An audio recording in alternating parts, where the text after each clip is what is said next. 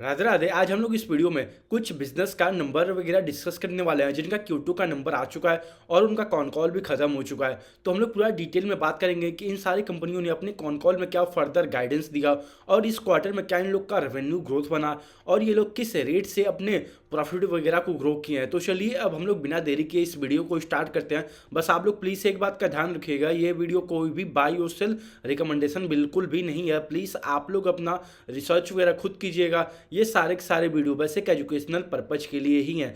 तो चलिए अब हम लोग बिना देरी के इस वीडियो को स्टार्ट करते हैं। सबसे पहले हम लोग बात करेंगे फ्रंटियर स्प्रिंग का। अगर आप इन लोग का देखोगे तो इस क्वार्टर में Q2 में इन लोग का 58% से रेवेन्यू ऊपर हुआ है और अगर आप प्रॉफिट वगैरह देखोगे तो प्रॉफिट 115% से अप हुआ है। अगर हम थोड़ा सा इनका बात कर लें कि बिजनेस मॉडल क्या है तो आपको अगर यहाँ पे साफ साफ स्क्रीन पे मेरे बगल में दिख रहा होगा, ये लोग ना स्प्रिंग वगैरह जो यूज होता है रेलवे साइड में वहाँ पे ये लोग हैं। आपको मैं थोड़ा नीचे यहाँ पे दिखा दूँ, इन लोग का कुछ फ्रॉगिंग डिवीजन भी है और साथ में ये रहा एयर स्प्रिंग डिवीजन इन लोग का जो कि रेलवे वगैरह में यूज होता है। और ये लोग कुछ वैगन वगैरह भी बनाते हैं जो फर्दर रेलवे में वंदे भारत हो गया या फिर कुछ ट्रेन वगैरह हो गए तो वहाँ पे यूज होते हैं। अगर आप थोड़ा सा यहाँ पे इनके प्रोडक्ट वगैरह देखोगे तो उनके ये रहे एयर स्प्रिंग हो गया, इनका सस्पेंशन कोल हो गया, फिर साथ में सस्पेंशन कोल स्प्रिंग है, फिर साथ में आप देखोगे इनका फ्रॉगिंग कंपोनेंट है। और इनका आप खुद देख सकते हैं जाके, एक बार प्लीज़ आप इनका जाके पीपीटी जरूर रेफर करिएगा अगर आप कंपनी को ट्रैक कर रहे हो या फिर आप किसी भी बिजनेस को ट्रैक कर रहे हो ना। अगर वे कंपनी अपना इन्वेस्टर प्रेजेंटेशन अपलोड करता है तो प्लीज़ आप जाओ उसके बाद रेफर करो, देखो, तब आपको और बेटर अंडरस्टैंडिंग मिल पाएगा कि उनका बिजनेस मॉडल क्या है, ये लोग कैसे वर्क करते हैं और इन लोग का और क्या क्या डिवीजन है फर्दर। तो फिलहाल की अगर हम बात करें ओवरऑल तो कंपनी ने अपना गाइडेंस दे रखा था कि हम लोग ग्रॉस रेवेन्यू FY26 में 375 करोड़ प्लस करेंगे और FY27 में ग्रॉस रेवेन्यू हमारा 500 करोड़ प्लस रहेगा। और अभी तक आप देखोगे H1 FY26 तो कंपनी उसी के आसपास ही है जो अपना गाइडेंस दे रखी है। इन लोग का Q1 में भी अगर आप देखोगे ना तो सॉरी, अगर आप Q1 में भी देखोगे तो इनका 48% से रेवेन्यू ऊपर हुआ था और इस क्वार्टर में भी Q2 FY26 में यहाँ पे भी इन लोग का 58% से रेवेन्यू ऊपर गया। और साथ में दोनों क्वार्टर में यानी कि लास्ट Q1 में भी और Q2 में भी इन कंपनी का अगर आप देखोगे तो प्रॉफिट वगैरह 114% के अराउंड इन लोग का, यानी प्रॉफिट मान के चलिए डबल से ज़्यादा ग्रो हुआ है पूरे जो 6 महीने फिलहाल के लिए इस कंपनी के लिए बीता है। ऐसा क्यों हुआ है? कंपनी पहले बता रही थी कि हम लोग का इबिट्टा मार्जिन 22 से 23% के बीच में रहेगा, लेकिन कंपनी का देखोगे ना आप लास्ट 2 क्वार्टर से इबिट्टा मार्जिन 25% प्लस जा रहा है और इस क्वार्टर में इन लोग का इबिट्टा मार्जिन 27% के अराउंड आया है। और कंपनी बता रही है कि हमारा ये जो इबिट्टा मार्जिन है 27% हम इसको मेंटेन रखेंगे और क्या पता हम इसे थोड़ा ज़्यादा ही कर लें। और कंपनी ने गाइडेंस क्या दिया था इबिट्टा मार्जिन के लिए, वे था बस 22 से 23%, लेकिन अब कंपनी क्या बता रही है हम लोग 27 जो हमारा इबिट्टा मार्जिन चल रहा है फिलहाल के लिए वे मेंटेन रहेगा और क्या पता हम थोड़ा इससे ज़्यादा और अचीव कर लें अपने ओवरऑल इबिट्टा मार्जिन में। लेकिन अब यही आपको देखना होगा ना कि ओवरऑल कंपनी का क्या इन लोग का टॉप लाइन ग्रोथ रेट बन रहा है FY26 में और FY27 में। तो फिलहाल के लिए हम बात करें इन लोग का मान के चलिए वही 50% का ग्रोथ गाइडेंस है ओवरऑल, 50 से 55% इन लोग का FY26 में। अगर आप FY27 में देखोगे तो वहाँ पे 33% के अराउंड इन लोग का ग्रोथ बनेगा। लेकिन मैं ये जो बता रहा हूँ ना आपको, इनका ग्रॉस रेवेन्यू है और कुछ नेट रेवेन्यू है, तो मैं उस सबको मान के चलिए मैं वन ऑफ करके हटा के बता रहा हूँ। ओवरऑल आप मान के चलिए कंपनी 50% से अपने FY26 में पूरे साल में ग्रो कर लेगी जो कंपनी बता रही थी और FY27 में भी कंपनी बड़े आराम से 30 से 35% के बीच में ग्रो कर लेगी। और ये लोग बता रहे थे कि हम लोग का 1000 करोड़ का मान के चल रहे हैं कंपनी कि विद इन 5 ईयर के अंदर अंदर हम लोग क्लॉक कर लेंगे। और फिलहाल के लिए आप कंपनी देखोगे तो हार्डली मतलब अभी इस फाइनेंशियल ईयर में 375 करोड़ करेगी और अगले साल जाके इन लोग का 500 करोड़ होगा। तो कंपनी यही मान के चलिए 25 से 30% का मान के चलिए CAGR बनेगा कंपनी के लिए। लेकिन वही है, अब आपको देखना पड़ेगा कि क्या आपको बिजनेस मॉडल समझ में आता है कि नहीं आता है। कई बार ऐसा होता है इन लोग का जो बिजनेस मॉडल है ना, थोड़ा सा रिस्क यही है कि इन लोग को ऑर्डर बुक पे प्ले करना पड़ता है। मेरे कहने का मतलब ये है, जब रेलवे से ऑर्डर आया तो फिर उसको ये लोग बनाएंगे, मैन्युफैक्चर करेंगे। जो इन लोग का अभी स्प्रिंग वगैरह है, एयर सस्पेंशन वगैरह है, तो ये लोग उसको मैन्युफैक्चर करेंगे, फिर रेलवे को सप्लाई करेंगे, फिर उसके बाद इन लोग को पेमेंट आएगा। तो इसमें बस छोटा सा प्रॉब्लम यही होता है कि कभी कभी अगर ऑर्डर बुक इन लोग का स्ट्रांग नहीं हुआ, अगर ऑर्डर नया नहीं आया, तो मे बी फ्यूचर में रेवेन्यू का हमको नहीं दिख पाता है कि फिर कहाँ से कंपनी और लाएगी रेवेन्यू। अगर इनको ऑर्डर बुक नया नहीं मिला तब, और पुराना वाला जो ऑर्डर है वे तो जाहिर सी बात है एग्जीक्यूट होते जाएगा हर क्वार्टर में, हर साल में। और लेकिन अगर नया ऑर्डर नहीं मिला तो फिर वहाँ पे मे भी प्रॉब्लम क्रिएट हो सकता है। तो इसीलिए इन सब कंपनियों में मोस्टली यही प्रॉब्लम होता है कि यहाँ पे कब ऑर्डर बुक ज़्यादा हो जाएगा और कब इन लोग का ऑर्डर बुक स्लो हो जाएगा, हमको यही नहीं पता चलेगा। तो इसीलिए आपको कंपनी हर एक क्वार्टर में ट्रैक करना पड़ेगा, देखना पड़ेगा। उससे भी मेन बात है कि क्या आप कंपनी को अंडरस्टैंड कर रहे हो, क्या इनके आप विजन को समझ पा रहे हो। जो भी आप बिजनेस ट्रैक कर रहे हो, क्या आपको मतलब उनका विजन वगैरह समझ में आ रहा है, जो कंपनी काम कर रही है वे सब समझ में आ भी रहा है कि नहीं आ रहा है। तो फिलहाल के लिए नो डाउट कंपनी जो गाइडेंस दे रखी है उसी के आसपास ग्रो कर रही है, और कंपनी का इस क्वार्टर में 58% से रेवेन्यू ग्रो हुआ है। और 58% से ग्रो करना अपने रेवेन्यू को कोई मतलब बच्चों का खेल नहीं होता है। लेकिन अब देखते हैं कि आने वाले Q3 और Q4 में किस रेट से कंपनी ग्रो करती है। वैसे तो बता रही है हम लोग का ओवरऑल 50% प्लस ही मान के चलिए FY26 में ग्रोथ आएगा, और FY27 में 30 से 35% बड़े आराम से हम लोग अचीव कर लेंगे कंसोलिडेटेड बेसिस पे ओवरऑल अपने टॉप लाइन में। तो फिर अब आपको ये काम बनेगा, आप किसी भी कंपनी का अगर कॉन कॉल पढ़ते हो ना, तो आप फिर ट्रैक करो कि नेक्स्ट क्वार्टर में क्या उनका रेवेन्यू ग्रोथ है। फिर आप उनका कॉन कॉल सुनो कि मैनेजमेंट क्या जो उनका गाइडेंस है उसको ऊपर बढ़ा रही है, कि उसको नीचे कर रही है, कि उसको मेंटेन कर रही है। अगर नीचे कर रही है अपने गाइडेंस को कोई भी बिजनेस, तो फिर वहाँ पे प्रॉब्लम क्रिएट हो सकता है। लेकिन अगर कोई बिजनेस अपने जो उनका गाइडेंस है पूरा साल के लिए ग्रो करने का, अगर उसको मेंटेन रखती है या फिर उसको थोड़ा अपवर्ड करती है, तब वो ये सबसे बेस्ट सिनारियो होता है किसी भी पर्टिकुलर बिजनेस के लिए। तो फिर अब देखते हैं कि क्या Q3 में और Q4 में ये जो उनका ग्रोथ मोमेंटम है कंटिन्यू रहेगा कि नहीं रहेगा। वैसे कंपनी को पूरा फुल्ली कॉन्फिडेंस है कि हम लोग बड़े आराम से ग्रो कर लेंगे, 50% प्लस ही ग्रो करेंगे FY26 में। तो फिर अब चलिए अब हम लोग नेक्स्ट कंपनी के बारे में बात कर लेते हैं, टीना रबर का।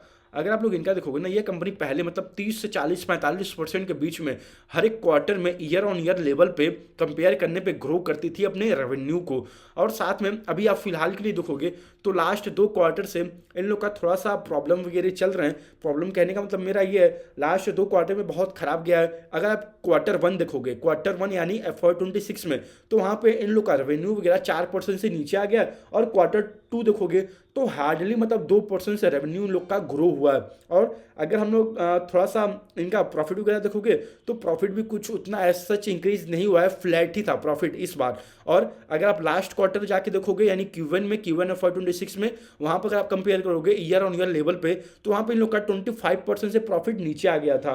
तो अगर आप पहले देखोगे जाके ना, तो यही कंपनी टिन्ना रबर ही 30 से 40% ग्रो करती थी ईयर ऑन ईयर लेवल पे। लेकिन अब आप देखोगे तो कंपनी एज सच कुछ ग्रोथ नहीं दिखा पा रही है। और इनका जो गाइडेंस था पहले, हम लोग बड़े आराम से 600 करोड़ का प्लस टॉप लाइन कर लेंगे FY26 में, जो कि 18 से 20% का इन लोग का ग्रोथ गाइडेंस था FY26 में। यानी कंपनी पहले ही बता दिया था कि जिस रेट से हम ग्रो कर रहे थे पहले 30 से 40%, अब आप मान के चलिए हम उसके आसपास भी अभी फिलहाल के लिए नहीं रहेंगे आने वाले क्वार्टर्स में, आने वाले सालों के लिए। इसीलिए मैं आप लोग को कहता हूँ प्लीज़ आप लोग कंपनी को ट्रैक करो, तब आप लोग को और बेटर अंडरस्टैंडिंग मिल पाएगा कि कंपनी किस रेट से ग्रो करने वाली है आने वाले क्वार्टर में और किस रेट से ग्रो नहीं करने वाली है। तो फिलहाल के लिए बेस्ट एग्जांपल है टिन्ना रबर भी। इन्होंने मतलब समझ लो आप लोग Q1 FY26 के कॉन कॉल में पहले बता दिया था हम लोग का ओवरऑल FY26 में रेवेन्यू मान के चलिए 600 करोड़ के आसपास ही रहने वाला है। तो अगर आप ये लोग ग्रोथ निकालोगे ना कि FY25 से FY26 में कितना ग्रोथ बन रहा है कंपनी के लिए, तो वे हार्डली 18-20% का ग्रोथ बन रहा है। और जो पास्ट में कंपनी ग्रो करती थी वे 30 से 40% प्लस ग्रो करती थी हर एक क्वार्टर में as compared to the year on year level पे। लेकिन अब कंपनी पहले ही बता दिया था कि हम लोग 28 से 20% करेंगे, और उसमें भी प्रॉब्लम हो गया ये कि कंपनी बता रही है कि भाई अभी आप उतना भी मत उम्मीद रखो, हम लोग हार्डली 10 से 15% के बीच में ग्रो करेंगे for the FY26 full year के लिए। और हमारा H2 में आप मान के चलिए, H2 में हम लोग बड़े आराम से वही 12 से 13% के बीच में ग्रो करने वाले हैं। और हम लोग overall for the financial year FY26 में बड़े आराम से हम लोग 10 से 15% के बीच में ग्रो कर लेंगे। कंपनी ये अपने कॉन कॉल में बता रही थी। Q2 FY26 के कॉन कॉल जो हुआ है, आप जाके एक बार जरूर सुनिएगा ताकि आपको और समझ आए कि मैं क्या बताने की कोशिश कर रहा हूँ आप लोगों को। और देखोगे कंपनी का एक और गाइडेंस है कि हम लोग FY28 में 1000 करोड़ का रेवेन्यू क्लॉक करना चाहते हैं और हमारा EBITDA मार्जिन 18% प्लस रहेगा। हम और उसको ट्राई करेंगे इंप्रूव करने का। तो फिलहाल के लिए आप देखोगे तो कंपनी FY26 में एज सच कुछ उतना उस लेवल पे ग्रोथ नहीं दिखा रही है। और उनका गाइडेंस भी है कि हम लोग कुछ अभी फिलहाल के लिए आप हमसे उम्मीद ज़्यादा मत रखो, 10 से 12-13% ही हम लोग ग्रो करने वाले हैं FY26 में। लेकिन इन लोग का FY27 FY28 वहाँ पर थोड़ा सा मे भी अच्छा ग्रोथ है इनके टॉप लाइन वगैरह में, क्योंकि कंपनी ऑलरेडी बता रही है कि हम लोग FY28 तक 1000 करोड़ का अपना ओवरऑल रेवेन्यू कर लेंगे। और कंपनी का आप जाके देखोगे अगर ये लोग 10-12% का ग्रोथ करते हैं तो मान के चलिए वही 570 करोड़ के आसपास ये लोग ओवरऑल रेवेन्यू क्लॉक करेंगे FY26 में। तो फिर अगर ये लोग 1000 करोड़ का रेवेन्यू क्लॉक किए FY28 में, जो कि FY26 खत्म होने के बाद FY27 FY28 यही दो बचेगा, तो वहाँ पे कंपनी आराम से 25 से 30% ग्रो करनी चाहिए overall year on year level पे। लेकिन अब वो ग्रो करेगी कि नहीं करेगी हमको अभी कुछ भी नहीं पता है। आपको ट्रैक करना पड़ेगा हर एक क्वार्टर में कंपनी को, और हर एक क्वार्टर में कंपनी का कॉल रीड आउट करना पड़ेगा।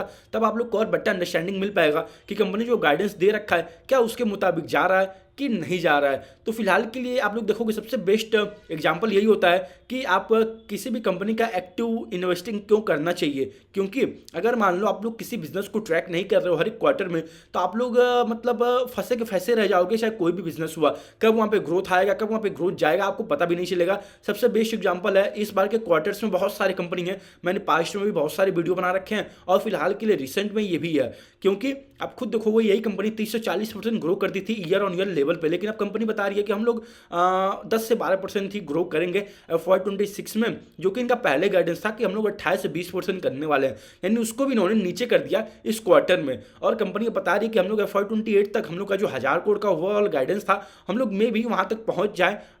अगर वे हुआ तो फिर उन लोग का जो ओवरऑल ग्रोथ बनेगा ना वे 25 से 30% के बीच में बनेगा। लेकिन अब होगा या नहीं होगा वे तो आपको हर एक कंपनी को हर एक क्वार्टर में ट्रैक करना पड़ेगा, तभी आपको और बेटर अंडरस्टैंडिंग मिल पाएगा। अगर हम थोड़ा सा बात कर लें इनका बिजनेस मॉडल क्या है, तो अगर आप देखोगे जो भी टायर वगैरह होते हैं ना, तो ये लोग उसको रिसाइकिल करते हैं, फिर उससे ये लोग वैल्यू एडेड प्रोडक्ट वगैरह बनाते हैं। और भी इन लोग का बिजनेस वर्टिकल है, आप लोग जाके इसका एक बार इन्वेस्टर प्रेजेंटेशन जरूर रीड आउट करिएगा ताकि आपको और बेटर अंडरस्टैंडिंग मिल पाए इनके बिजनेस मॉडल के बारे में। तो चलिए हमने टीना रिवर का बहुत बात कर लिया, अब हम लोग बात करते हैं 1 सेकेंड सॉरी हाँ, अब हम लोग बात करेंगे साइजल ग्लास का। अगर आप इनका भी देखोगे तो इनका ये आई थिंक कल ही इन लोग का कॉन कॉल वगैरह खत्म हुआ है, तो हम लोग पूरा थोड़ा डिटेल में बात करना है कि इनका बिजनेस मॉडल क्या है। आप जो देखते होगे ना जो भी बिल्डिंग्स वगैरह बनती हैं वहाँ पे जो भी ग्लास वगैरह यूज होता है ना, तो मान के चलिए कंपनी उसी साइड में है और ये लोग अपना नया बिजनेस वर्टिकल भी ला रहे हैं जहाँ पे ये लोग बुलेट प्रूफ ग्लास वगैरह भी बनाएंगे। और भी इन लोग का जो ग्लासेस वगैरह होते हैं ना वे सारे प्रीमियम होते हैं और 70% प्लस रेवेन्यू इन लोग का एक्सपोर्ट से आता है, और जो बचा वे लोग इंडिया से इन लोग का रेवेन्यू आता है। और एक्सपोर्ट में भी इन लोग का दुबई से आप देखोगे तो 70% प्लस दुबई से ही आता है। और इनका 3 मैन्युफैक्चरिंग प्लांट है इंडिया में और 1 मैन्युफैक्चरिंग प्लांट है दुबई में। अगर आप देखोगे कंपनी ने अपना गाइडेंस दे रखा है कि हम लोग FY26 में बड़े आराम से 400 करोड़ प्लस अपना रेवेन्यू क्लॉक कर लेंगे, जो कि आप देखोगे ये जो ग्रोथ इंजन बनेगा ना FY25 से लेके FY26 के बीच में ओवरऑल इस फाइनेंशियल ईयर में ये बनेगा 63% के अराउंड, यानी 60% प्लस कंपनी अपना गाइडेंस दे के रखी है कि हम लोग ग्रो करेंगे FY26 में। और कंपनी बता रही थी कि हम लोग का मार्जिन वगैरह अभी 15% प्लस रहने वाला है और इनका ओवरऑल बिजनेस पूरा B2B है। ऐसा कुछ नहीं है कि ये लोग B2C डायरेक्ट कस्टमर को बेचते हैं। क्यों?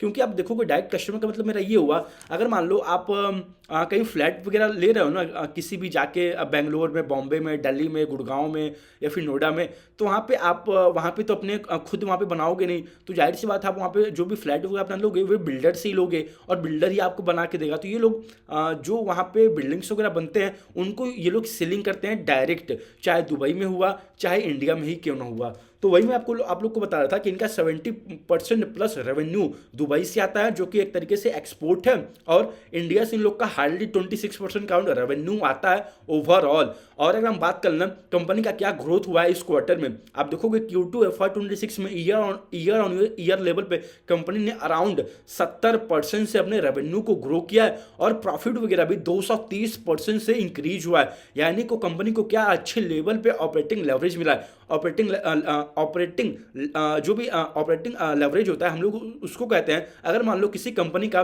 रेवेन्यू ग्रोथ से ज़्यादा उसका बॉटम लाइन ग्रो हो रहा है, यानी कि उसका प्रॉफिट ग्रो हो रहा है, यानी कि समझ लो आप लोग अगर कंपनी का 20% का रेवेन्यू ग्रो हुआ है और प्रॉफिट उसका 25% से ग्रो हो रहा है, तो हम लोग उसको ऑपरेटिंग लेवरेज कहते हैं। अगर समझ लो इसका अपोजिट हुआ, कंपनी का जो भी टॉप लाइन ग्रोथ है वे 20% हुआ और कंपनी का प्रॉफिट ग्रोथ 15% हुआ, तब हम लोग उसको ऑपरेटिंग लेवरेज नहीं कहते हैं। लेकिन आप सेजल ग्लास का देखोगे तो कंपनी ने 70% के अराउंड अपने इस क्वार्टर में अपना रेवेन्यू ग्रो किया, लेकिन इन लोग का प्रॉफिट अगर आप देखोगे तो फिर 230% प्लस इन लोग का प्रॉफिट ग्रो हुआ है। और अगर आप लास्ट क्वार्टर भी जाके देखोगे तो वहां पे भी सेजल ग्लास ने अपना ओवरऑल 46% से रेवेन्यू ऊपर किया था, और प्रॉफिट वगैरह वहां पे भी इन लोग का 3 गुना से ज्यादा इंक्रीज हुआ था। और कंपनी ऑलरेडी अपना बता ही रखी है कि हम लोग 60% प्लस ही ग्रो करने वाले हैं FY26 में, और हमारा ये ग्रोथ मोमेंटम में भी आने वाले क्वार्टर्स में भी और आने वाले सालों में भी कंटिन्यू रहेगा।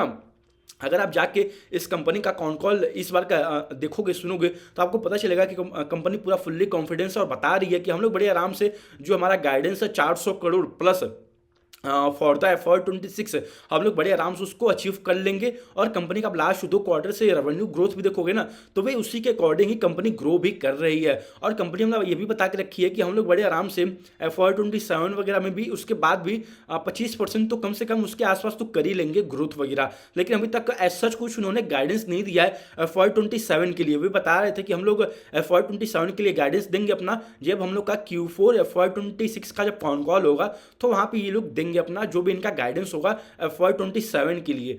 तो अभी के लिए FY27 हम लोग थोड़ा देखते हैं कि क्या होता है। अभी हम फिलहाल के लिए FY26 का बात करते हैं, तो कंपनी ऑलरेडी बता रही है कि हम लोग 63% के अराउंड ग्रो करने वाले हैं पूरे फाइनेंशियल ईयर में। हमारा बिट्टा मार्जिन वगैरह 15% प्लस रहने वाला है, यानी कि कंपनी को ऑपरेटिंग लेवरेज आने वाले क्वार्टर्स में भी मिलने का संभावनाएं ज़्यादा हैं। अब देखते हैं कि आने वाले क्वार्टर में कंपनी क्या जो उनका ग्रोथ मोमेंटम है ये कंटिन्यू रहेगा कि नहीं रहेगा। वे आपको कैसे पता चलेगा? वे आपको पता चलेगा आप किसी भी बिजनेस को पढ़ रहे हो तो आप उसको हर एक क्वार्टर में ट्रैक करो, उसका कॉन कॉल पढ़ो। अगर कंपनी अपना पीपीटी दे रही है तो उसका पीपीटी रीड आउट करो, समझो। उसके कंपनी के जाके जो भी पर्टिकुलर वेबसाइट वगैरह है वहाँ पे जाके देखो कि कंपनी क्या करती है, क्या उनका वर्क है और उनका क्या क्या बिजनेस मॉडल्स वगैरह हैं। तो अभी के लिए देखा जाए तो कंपनी जो अपना गाइडेंस दे रखी है उसी के मुताबिक ग्रो कर रही है। अब आने वाले क्वार्टर में ग्रो करेगी कि नहीं करेगी आपको कैसे पता चलेगा? आपको पता चलेगा जब आप कंपनी को ट्रैक करोगे हर एक क्वार्टर में।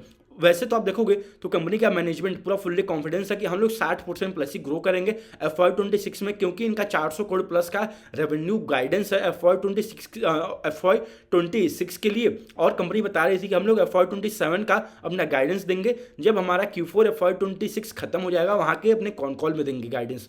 तो अब चलिए अब हम लोग इस वीडियो को यहीं तक रखते हैं। ध्यान रखिएगा ये वीडियो कोई भी बाई और सेल रिकमेंडेशन बिल्कुल भी नहीं था। प्लीज़ आप लोग अपना रिसर्च वगैरह खुद कीजिएगा। ये सारे वीडियो बस एक एजुकेशनल पर्पज के लिए ही थे। राधे राधे।